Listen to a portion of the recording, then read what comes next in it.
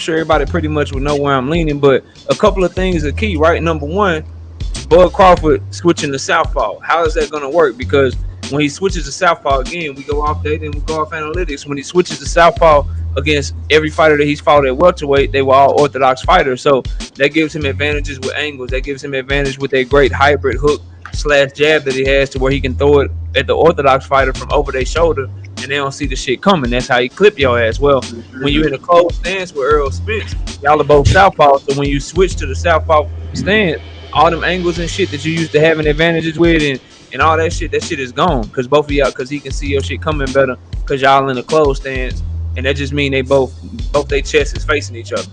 And for those y'all that don't, you know what I'm saying, maybe in the chat that don't know that. Now, as far as the fight itself, the key is this, bro. If Bud catch him coming in, and when he catch him coming in, can he hurt him? Can he hit him with something to earn his respect? Because I already know for a fact Bud gonna be on his back foot.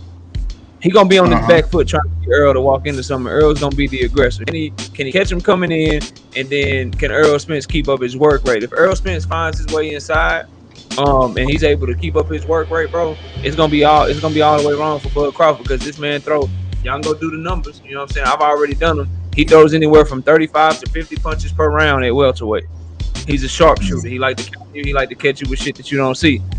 Errol Spence, he can get up to 100 punches per round, but he throw anywhere from like 70 to 90 on a regular basis. So how is Bud gonna keep him from getting off on him, and how is he gonna win rounds? Like how can you win rounds if somebody's outworking you? So those are gonna be some keys to the fight. For me, I don't think Bud's defense is good enough to keep Errol from getting inside and for him getting the fight to where he wants. That's why I've always favored Errol in that fight, specifically now that he's more motivated, now that he's more focused. And they probably should have caught Errol back in 2019 and 2020 when he was bullshitting, bro. Like that's the same thing. To be real with you, because it's gonna be difficult moving forward at welterweight specifically, because he's just so big and so strong, and dudes that are like, you know what I'm saying, like dudes ain't throwing as many punches as him on a consistent basis as hard as him. So Bud, people, his fans hate when I say this, he got a puncher's chance to me. If I'm just keeping it a buck, like you gotta hurt Errol. You know what I'm saying? If he don't hurt him, then shit, it's curtains. Like you're not gonna win rounds against that man, because your defense is not what that is. And I would challenge anyone to look at it this way, right? Because they tell me that Errol ain't gonna be able to get inside. He can't get the fight where he want to get the fight. I need everybody to understand this, bro. Sean Porter is 5'7". Sean Porter has a 67.5-inch reach. Sean Porter doesn't have a jab, but he was able to get inside and he was able to have success against Bud Crawford. Now Bud Crawford was able to clinch him. He was able to grab him and get the ref to break it up to where they could get the fight back from a distance. And so he was able to kind of negate some of that. So I would ask everyone, if somebody that's 5'7" with no jab can get their way inside, why won't a fighter with better footwork and an outstanding jab be able to work their way inside? And the answer is he gonna get inside. It's gonna be a dog fight. Bud got too much dog to where he just not gonna fight back, and the fight gonna break out, bro. And I got the bigger, stronger guy, and it just kind of, it is what it is with that shit, bro.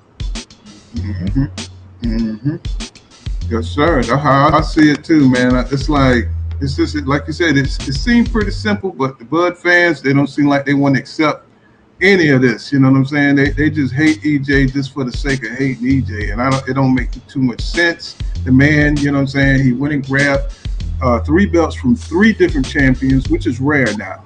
Same with Jamel. You know what I'm saying? They don't seem to regard Jamel, you know what I'm saying, in high standing. You know what I'm saying? Even though he had a tough ass route with some tough ass champions.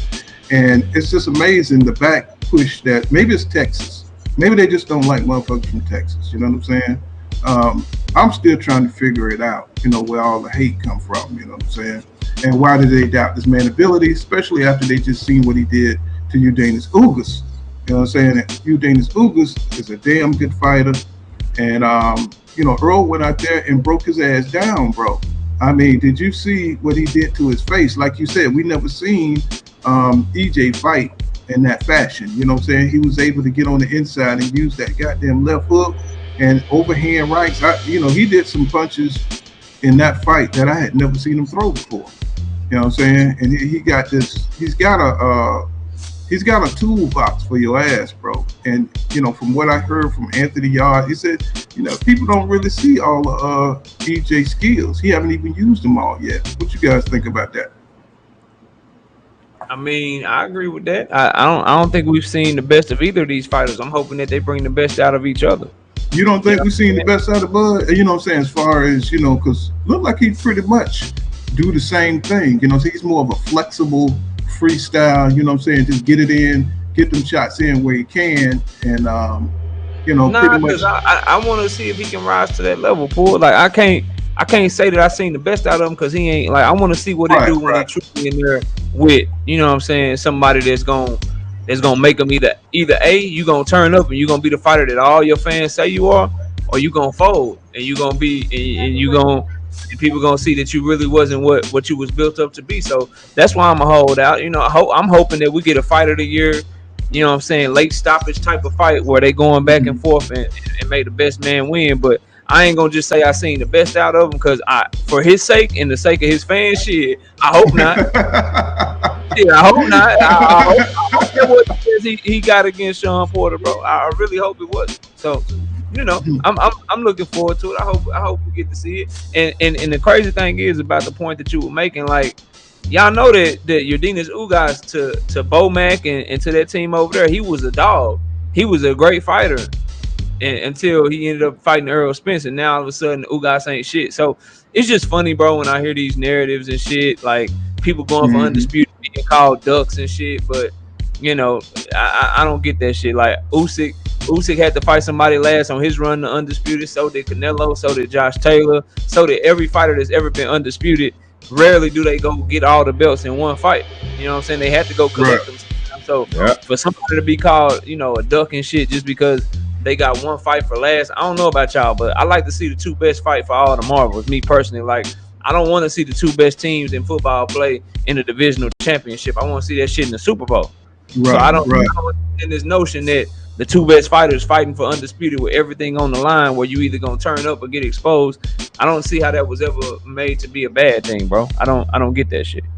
And now that you hear they're talking about the Triple G and Canelo fight is bigger. They're trying to make, well, that was goddamn Eddie Hearn saying that shit. Talking about the Triple G fight and Canelo is bigger than Terrence Crawford and Errol Spence Jr.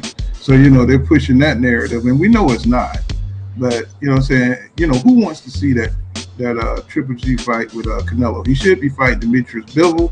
He should be fighting that guy. He got to get that win back, in my opinion. A lot of people saying Canelo, it's done. What do you think, Knockout? I mean, shit, boy, like, he ain't never done that though. You know what I'm saying? And I think Just Do heard me say, like, you look at Canelo, bro, tough ass fights.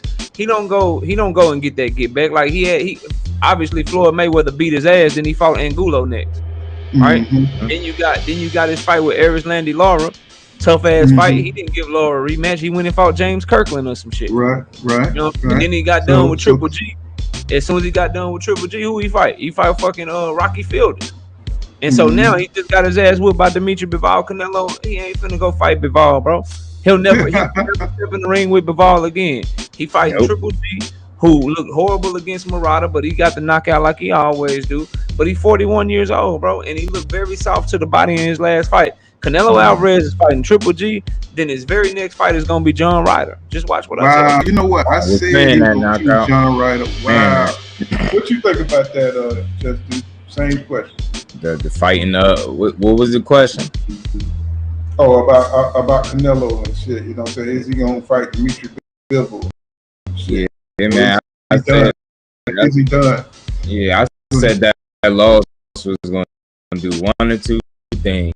That was either going to light a fire under his ass and he was going to start giving us the fights we want, which seemed like a fucking stretch, or he was going to feel like, he got the right to give us a bullshit fight after he went up there and chased a fight that nobody asked for. Now he lost. Now he going to come back and probably give us another safe fight for him.